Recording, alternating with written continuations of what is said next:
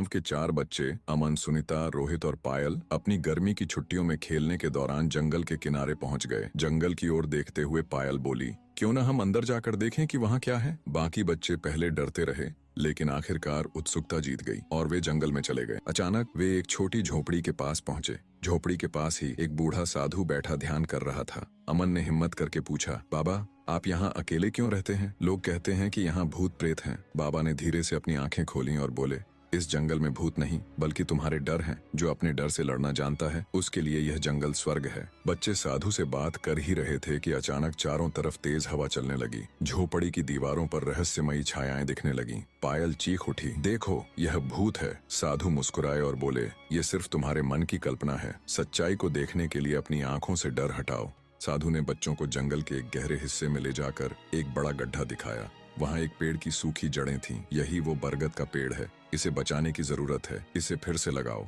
और सब कुछ ठीक हो जाएगा। बच्चों ने गांव में जाकर सबको इस बारे में बताया। पहले तो लोग नहीं माने, लेकिन बच्चों की जिद के आगे झुक गए। सबने मिलकर बरगद के पेड़ की जड़ें वापस लगाईं और जंगल की सफाई शुरू की। धीरे धीरे अजीब घटनाएं खत्म होने लगीं। कहानी खत्म होते होते गाँव वालों को एहसास हुआ कि असली भूत उनकी खुद की लापरवाही और लालच था। जब उन्होंने प्रकृति का सम्मान किया तो सब कुछ ठीक हो गया। साधु ने बच्चों को आशीर्वाद दिया और कहा, याद रखना, प्रकृति तुम्हारी माँ है। उसकी रक्षा करोगे तो वह हमेशा तुम्हारा